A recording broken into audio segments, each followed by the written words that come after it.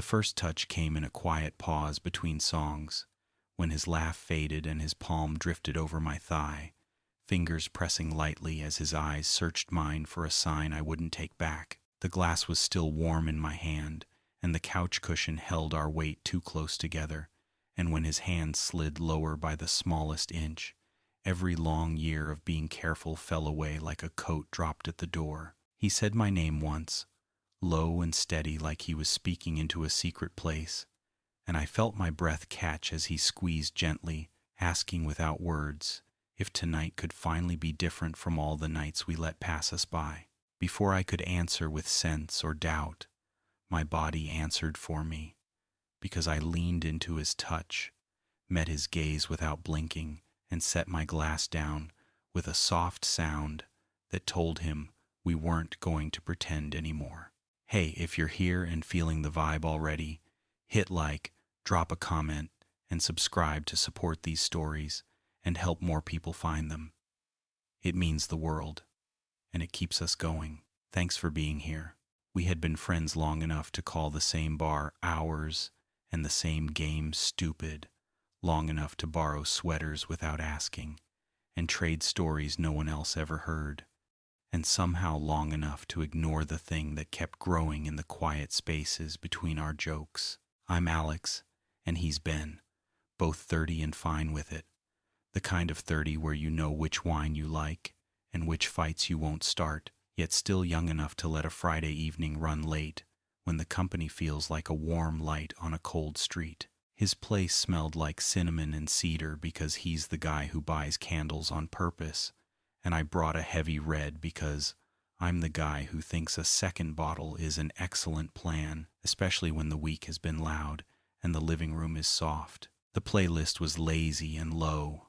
The city outside the window was a slow river of headlights, and the first half of the night felt like the 1,000 small nights that came before it, except the air kept humming like a wire drawn tight between our shoulders. Nothing jumped the line at once, which is how you know it was real, because the change happened in the small moves that kept piling up until they felt like one choice, not several. He sat a little closer than usual and didn't scoot back when our knees touched, and I set my glass down only to pick it up again, because my fingers needed a task that wasn't memorizing the curve of his mouth. We swapped simple stories that had edges, the kind you only share when you are ready to be seen, and every time he spoke about something hard, his voice dropped to a register that made the room lean around it.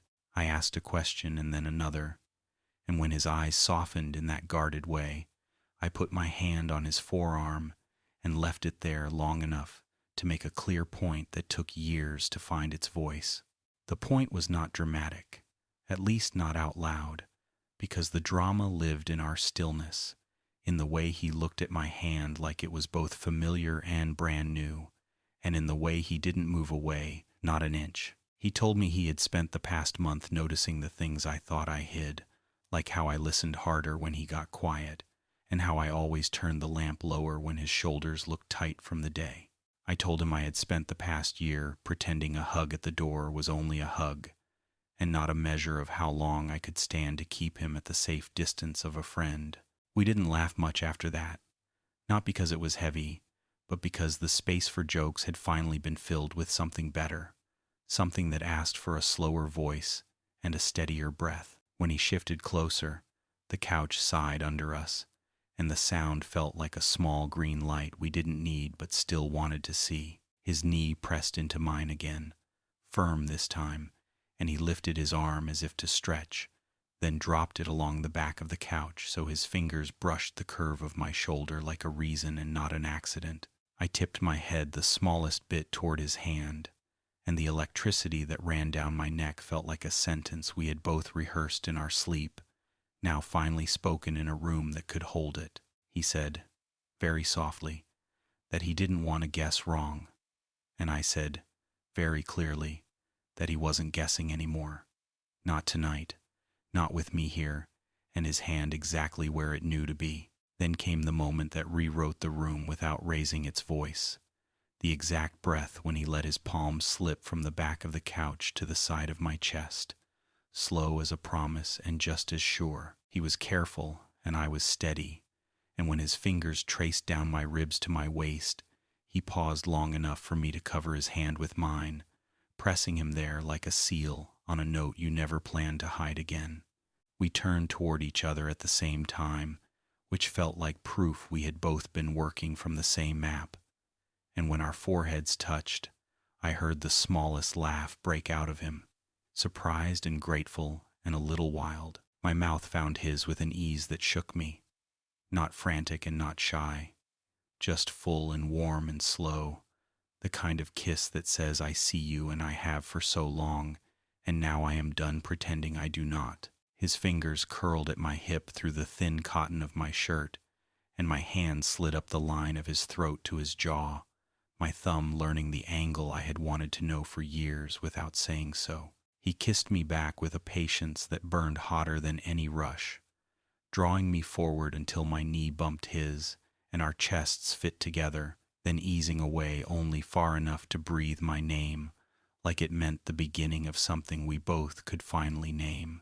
The lamp painted a soft stripe across his cheek, and the glass on the table collected the room in a small circle of gold, and I realized I would remember the tilt of his head and the tremble in my own fingers more clearly than any grand speech I could invent. When he whispered, "Ask me to keep going," I didn't make him ask again, because I leaned in until the shape of our bodies left no question, and I told him with my hands in my mouth and the steadiness of my breath that the answer had been yes for a very long time. The wine sat forgotten on the table, beads of condensation slipping down the glass, but neither of us cared anymore because the only thing we could taste was each other. His lips were softer than I ever let myself imagine, moving against mine with a slow insistence that made my chest tighten in ways I had no defense for. Every kiss lingered, every touch deliberate, and even in the quiet rhythm of it all, there was an urgency underneath, like two people who had been waiting years to stop pretending, finally understood they didn't have to. He pulled back only a fraction, his breath warm against my face, eyes locked on mine with that raw, searching look that made my pulse hammer. "You're sure about this?" he whispered, his voice low and careful, as if giving me one last chance to back away. I smiled, curling my hand against his jaw, brushing my thumb across his cheek, and said, "If I wasn't, I would have stopped you the second your hand slid down." The tension in his shoulders melted at that, his lips breaking into the faintest grin, and then he kissed me again, deeper this time, almost hungry, like my answer had snapped the last thread of restraint holding him back. We shifted on the couch, bodies pressing closer until the space between us was gone entirely, my leg sliding against his hand gripping my side firmly enough to make me shiver. I tilted my head back as his mouth trailed down my jaw, soft kisses that turned into gentle nips against the side of my neck, each one pulling a quiet sound out of me that I couldn't contain. He laughed softly against my skin, a low, pleased sound, and murmured, "I've wanted to hear that for years." The words hit me like a spark, my chest tightening as I pulled him back up into another kiss, one that left both of us breathless and clinging harder than before. When his hand slid under my shirt, fingertips brushing lightly over my stomach, my whole body jolted with heat, and he froze immediately, searching my eyes again. But instead of pulling his hand away, I grabbed his wrist, pressing his palm flat against me, whispering, "Don't stop, please." The sound he made at that half-groan, half-laugh was enough to undo me, and the next kiss was so deep, so consuming, that it felt like the room itself tilted around us. The lamp glowed dim in the corner, the rain tapping faintly against the window, and it struck me in that moment how surreal it all was. 1,000 evenings spent here together, laughing over drinks and trading stories, and only now were we finally brave enough to let it become what it always wanted to be. Every small motion, his fingers digging lightly into my hip, my hand tugging at the back of his shirt, our lips parting just enough for breaths to mingle, felt charged, new, unforgettable. We weren't just touching. We were claiming something that had been waiting for us all along. Alex, he whispered against my mouth, his voice unsteady. This changes everything. I kissed him hard, pulling him closer until my heart pounded against his chest, and whispered back, "Good. Let it." The second our lips met again, the energy shifted. Gone was the cautious testing, the pauses to second guess, the careful lines we used to draw. His mouth moved against mine with a kind of urgency that felt like years of waiting had collapsed into this single moment, his body pressing me back into the couch cushions until my breath came in quick, uneven pulls. I could feel the tremor in his hand as it slid over my ribs, under the thin fabric of my shirt, fingertips trailing heat across my skin, like he had dreamed of this path 100 times and was finally allowed to trace it for real. I gasped, the sound breaking out of me before I could stop it, and he froze instantly, his forehead resting against mine as he whispered, "Tell me if it's too much." The concern in his voice made my chest ache, and instead of answering with words, I pulled his hand higher, pressing his palm flat against me as I whispered back, "Don't you dare stop. And you will sell." The relief in his laugh, low, breathless, and shaking, made me smile against his mouth, and then he kissed me with everything he had held back until now. It wasn't neat, it wasn't perfect, but it was real, our teeth clashing once, our laughter breaking between kisses, our hands tugging desperately at each other's shirts like fabric had suddenly become the enemy. His weight pressed fully into me, his thigh sliding between mine, and I couldn't hold back the sound that slipped out, a soft groan that made him shudder and grip me harder. "God, Alex," he whispered, voice rough as his lips trailed down my jaw, grazing the sensitive skin just below my ear. My fingers threaded into his hair, tugging gently, guiding him closer, and when his mouth closed over the side of my throat, I nearly lost myself right there. It wasn't just the heat of it, it was the years in his touch, the quiet hunger he had hidden, now poured into every kiss, every brush of his hands as they roamed with growing boldness. The lamp flickered once as the storm outside rolled, the shadows dancing across his face as he pulled back just long enough to look at me. His eyes were dark, his chest heaving, and he said, "This changes everything."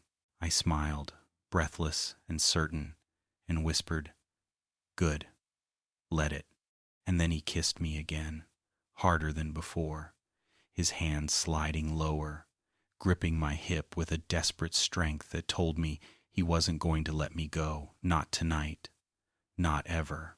The room, the wine, the music, all of it faded, until there was nothing left but us, finally breaking open the truth we had been circling for far too long. The storm outside softened to a steady drizzle, a faint rhythm against the window, but inside the room the air was thick with heat and breath, with the weight of everything we had just crossed into. He was still hovering over me, his chest rising and falling quickly, his lips swollen from the way we couldn't stop, his hand resting firm at my waist like he was anchoring himself. For a moment neither of us spoke, we just stared, both of us half smiling, half stunned, as if we were trying to convince ourselves this wasn't some wild dream we'd wake from. Finally, he broke the silence, his voice low and unsteady. "I don't know what happens next." I reached up, brushing my fingers across his jaw, feeling the rasp of stubble under my touch, and whispered, "We don't need to know right now. We just need to stop pretending we don't want this." The way his eyes softened at that made something tight in my chest unwind, and then he leaned down and kissed me again, slower this time, gentler, like he was memorizing the shape of something he never wanted to lose. We shifted on the couch, both of us laughing quietly when the cushions dipped awkwardly beneath our weight. I pulled him down beside me, and he curled against me, his head resting against my shoulder, his arm draped across my chest like he was afraid I'd slip away if he let go. For the first time in years, the silence between us wasn't filled with tension or questions. It was full, warm, content, like we had finally let the truth breathe out into the open air. His hand traced absent circles against my shirt, slow and thoughtful, and he murmured, "I've thought about this so many times, but I never believed it would actually happen. The Bryden intend, and Smallity intend, and the Dactant." I kissed the top of his head, my fingers sliding into his hair, and whispered, "Maybe it was always supposed to happen just when we were finally ready." He let out a small laugh, the sound vibrating against my chest, and then tilted his face up toward mine, his eyes soft but steady. "I don't want this to be just tonight," he said, and the sincerity in his voice almost broke me. I cupped his face in both hands, kissed him slow, and answered, "It won't be. Not if we don't let it." The relief that washed across his features was undeniable, his shoulders loosening as he smiled, small, shy, but real. We kissed again, softer this time, then just lay there, breathing each other in while the rain faded outside and the night stretched ahead of us, not heavy with questions but open with possibility. The first fall onto the bed was clumsy. His knee caught the blanket. My elbow landed in a pillow, wrong, and for a split second, we just froze, wide-eyed, before bursting into laughter so loud it filled the room. He flopped beside me, both of us gasping through the laughter, and then he rolled quickly back over, straddling me, his grin melting into something more dangerous. "You know," he murmured, pressing his palms against the mattress on either side of my head, "you're never going to convince me to leave this bed now." I smirked up at him, brushing a hand across his jaw, and whispered, "Good. I wasn't planning on letting you." The kiss that followed was different than the ones on the couch, deeper, hotter. All the careful restraint burned away. His weight pressed fully into me, and I wrapped my arms around his back, pulling him down until there was no space left between us. When his hand slid under my shirt again, bolder this time, I gasped, my body arching instinctively into his touch. He smiled against my mouth, his breath shaky, and whispered, "Do you even know how long I've wanted this?" I broke the kiss only long enough to answer, probably as long as I have, before pulling him right back down into another hungry kiss. Clothes became obstacles, tugged at, pushed aside, discarded to the floor with impatient hands that couldn't seem to slow down. Every brush of skin sent sparks racing through me, his hand gripping my hip tight, my fingers tracing down the hard lines of his back, both of us learning the feel of each other with a mix of urgency and wonder. He trailed kisses down my neck, slow and deliberate, and when his teeth grazed lightly against my skin, I let out a low sound I didn't even know I was capable of. The way he groaned in response, pressing harder into me, told me he'd been waiting years to hear it. We shifted again, rolling until I was on top this time, and he looked up at me with a grin that was half challenge, half worship. "Well, look who's in charge now," he teased, his hands gripping my waist as if he was daring me to move. I leaned down, kissing him slow but deep, grinding against him just enough to pull another groan from his throat, and whispered, "Guess you're not the only one who gets what he wants tonight." The room was warm with our laughter, our gasps, the soft thud of the headboard when we forgot to be careful. It was messy and perfect, and nothing like the polished fantasies I had replayed in my head for years, and that made it better, because this was us two men who had spent too long hiding behind friendship, finally spilling everything into the space of tangled sheets and stolen kisses. By the time we collapsed against each other again, breathless and flushed, the night felt endless, stretched out just for us. His hand stayed curled against my side, his thumb brushing slowly across my skin like he was memorizing it, and his voice dropped low, almost reverent, as he whispered, "I'm never letting you go now." I kissed him again, softer this time, and whispered, "Good, because I'd never let you, even if you tried." The first thing I felt when I woke wasn't sunlight or noise, it was warmth. His arm was slung heavy across my chest, his breath slow against the side of my neck, and the faint scent of him lingered on the pillow, cinnamon and skin, grounding me in a way no alarm ever could. For a moment I stayed perfectly still, my eyes half closed, letting it wash over me, the rise and fall of his chest, the weight of his leg tangled over mine, the quiet comfort of finally being where I had always wanted to be.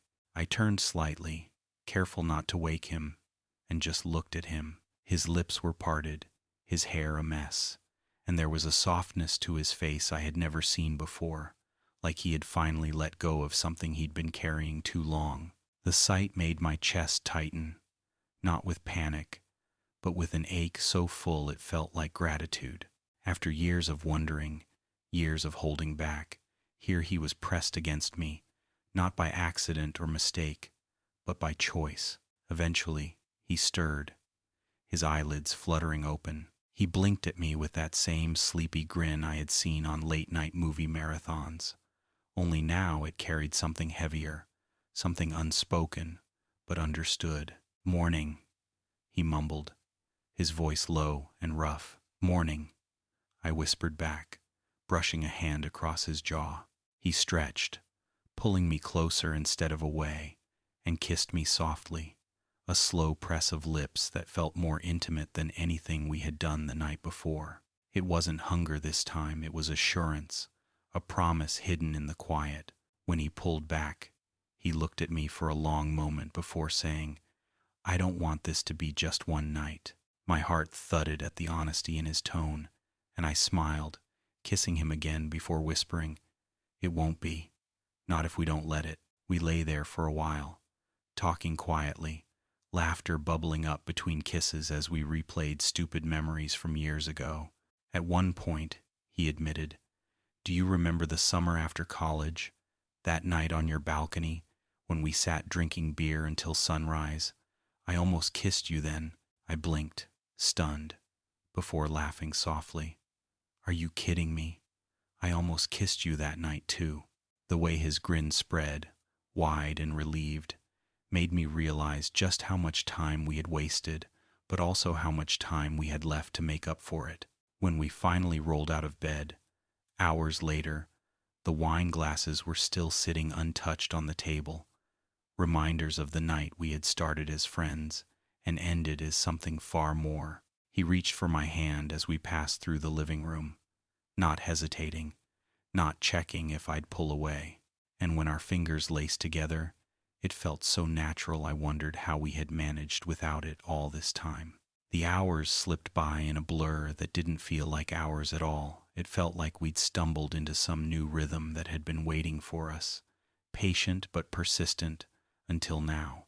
The coffee turned cold on the table, but neither of us cared, too busy laughing about ridiculous high school stories, finishing each other's sentences, stealing small kisses whenever one of us leaned in too close. Every touch felt both brand new and impossibly familiar, like we had been practicing for this our entire lives without knowing it. At one point, I got up to grab another blanket, but he caught my wrist, tugging me back down onto the couch with a grin. "Stay," he said simply, his eyes playful but the word carrying a weight that made my chest ache. I melted back into him, resting my head against his shoulder, and murmured, "Fine, but only if you promise to keep me warm." He laughed, wrapping the blanket around both of us, pulling me in tighter. "Deal." We watched the afternoon light shift across the room, golden stripes stretching across the floor, the quiet filling in the spaces where words used to go. It wasn't the silence of friends ignoring what they felt. It was the silence of two people who finally didn't need to explain themselves anymore. His hand rested against my thigh, thumb moving in slow circles, a small gesture that anchored me more than anything he could have said out loud.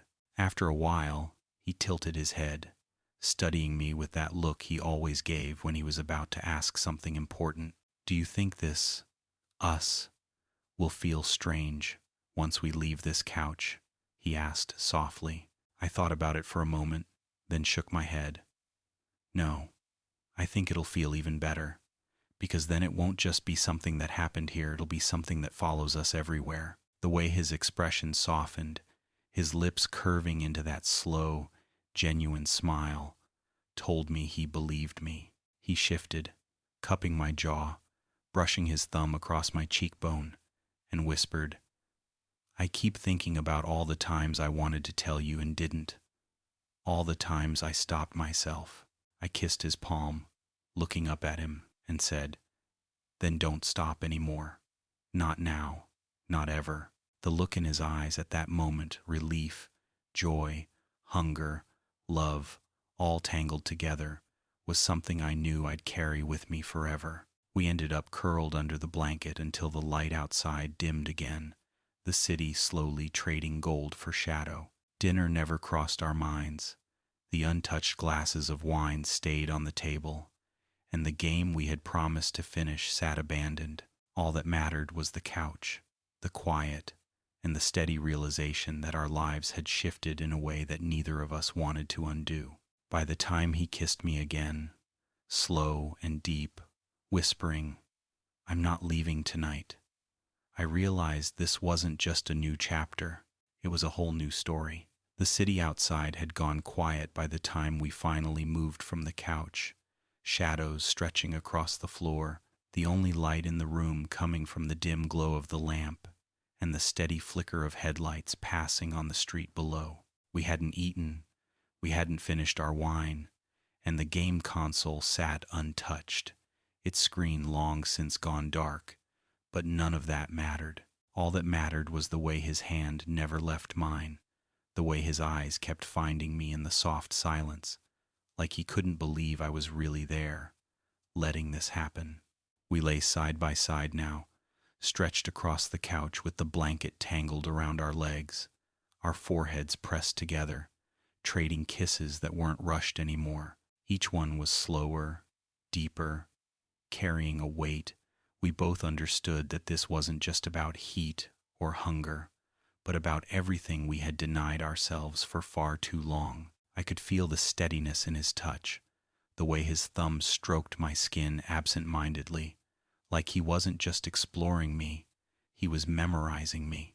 And I realized then that the real intimacy wasn't in the frantic kisses or the bold touches, it was in this, in the quiet after, when nothing was hidden anymore. He broke the silence first, his voice soft but steady. "Alex, do you have any idea how long I've wanted this?"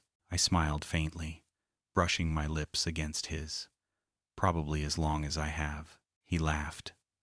But it wasn't the easy laugh I knew so well. It was shaky, raw, almost relieved.